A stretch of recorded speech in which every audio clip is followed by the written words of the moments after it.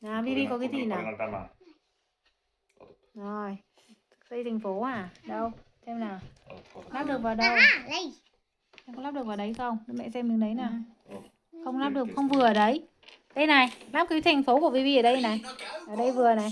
Siellä on paljon oppilaita, Này. jotka ovat ärsyttäviä. Mutta onneksi Rồi. Riina ei Đấy. enää Tavi. välitä muista, Đấy là Tavi vaan đấy. keskittyy omaan opiskeluun. Tavi đấy lượt con. Đấy lượt Niin, con. että nykyaikana ei voi enää luottaa mikä on totta, mikä ei, eikä noin hyvä ääni. Sama pystyy tekemään videolle. Đấy, cài cắt xuống. Riina käy koulussa. Siellä on paljon Tavi oppilaita, được cái miếng jotka nào? ovat ärsyttäviä.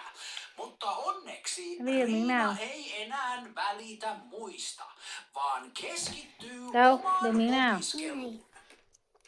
Không phải là miếng này. Rồi thế con. Không phải miếng Rồi này. con xây. Con để ở đâu? Cái này vừa rồi. Đi nùng. Tạ. Rồi, con để đâu? Tiedätkö mitä mä trollasin Ronia tuohon? No. Oota, mä laitan sulle tuo ensin. Miếng này để chỗ nào? Riina Thành phố của käy Tavi đâu? koulussa. Joo, tämä. Siellä on Kuinka miten mä trollasin Ronia? No.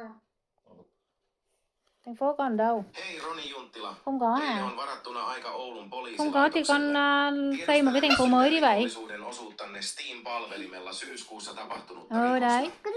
Ihan paska Phải nhớ đặt quân vào. Millä sä Thôi của lähetit mẹ sen? này. Tänään kun se oli töissä. Millä sä lähetit? No, prepeitti Đặt đâu đây? puhelinnumerolla, niin ei se tajuu. Se oli ihan paskaa. Đây. Oliko mukaan? Isi, mulle tuli tämmönen. Mikä tämä on?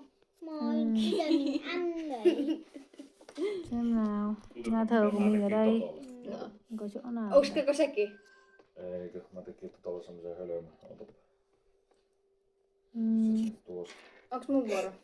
Frida. Kuuntelepa Con tätä. xanh Toto perkele ripuloi ympäri keittiötä virtuaalilasin päässä, Näin. kun pelaa paskantamispeliä. mẹ đặt ở. Onko pikkasen kehittynyt Đây. nämä äänisynteesit sitten Amiga-aikojen?